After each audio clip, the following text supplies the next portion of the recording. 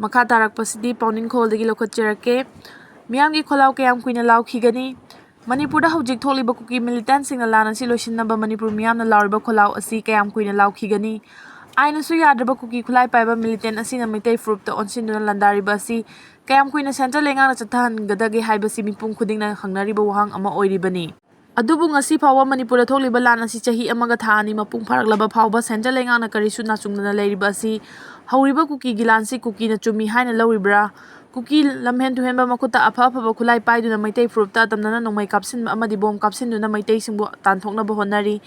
masi aina sukya yade adubu ain leina ain leitabagum tauriba asi yamna laibak thiba amani ain si tambaki mafam singda chatnaraga chingdana chatnadabagi thawong ama leiri Kuki Millitantsingna tawningba tawbada thingbinaba leitrabra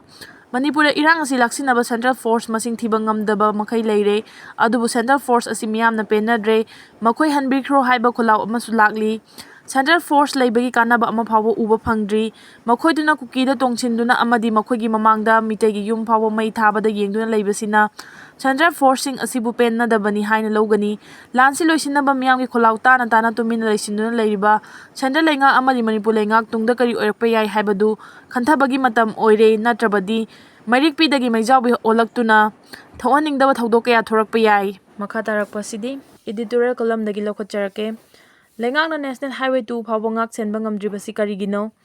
Bharat ka Manipur ga samnaba maruoiba lambi lekhagi lambi oiriba National Highway 37 Imphal Jiribam lambi amadi National Highway 2 Imphal Dimapur lambi ani asini masigi mathakta nongthaki lambi leirabasu inakaira khunba senjau paiba mioi singtana aeroplane tongduna chathok chhin tawba ngami Manipur ga Bharat ki state singa faunanaba isingi lambi leite maduna rail lambi su hojik waida Jiribam dagi Tamenglongi khongsang phawba yorakpada ngairi mapung phana service tawdri Imphal train yorakadabasu matam yamna wali maduna chathok chhingi lambi asi National Highway ani asina oiri haibase India lenga amasung Manipur lenga anina aduma khanglibani adubu khangna Manipur miyamgi lifeline oiriba National Highway 2 asi ningthina sembi sabide lambi paring asida Khutlai Paiba terrorist kayana sausaduna leibadagi gari singdagi namduna nongmai chingdonda paisa lauriba nongmai kapsinbagi thabak chathabadagi hendoktuna driver amadi handyman kaya phaduna ransom tanbagi thabak lepa leitana chatharagliba asisu bara lengangna amasung Manipur lenga anina ngasi phawba control tawba ngamde loinana lamdam asigi law and order miyamgi punsi lan thum ngakpa haibasi state ki subject ni oirabasu Manipur lengangna National Highway ani maksi ningthina ngak senba ngamde Manipur Chief Minister N Birena Manipur miyamda lauktoktuna khangankibadi National Highway 37 Imphal Jiribam lambi asi aeroplane taba yahangani haiki masigi mathakta Congress na lengak sasan pairingai matamda RCC thong amata lambi paring asida sabiramde adubu ngasidi BJP lengakna RCC thong ahum saduna lambi asi ningthina semgatle haiki adubu hojik National Highway 37 asi aduki matik lambi phattaba haibadu oire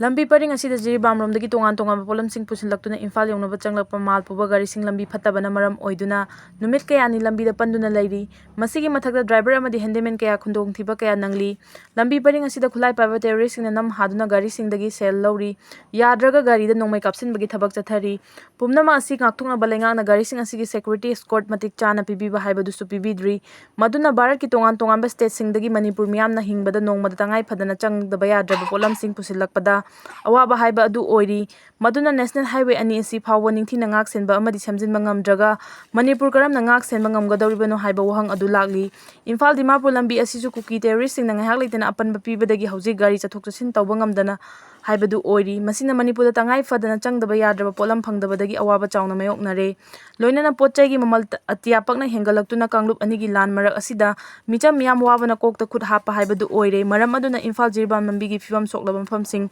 sembi drabadi gari driver singna steering thadokpagi khongjang jangsilagani haina lauthokre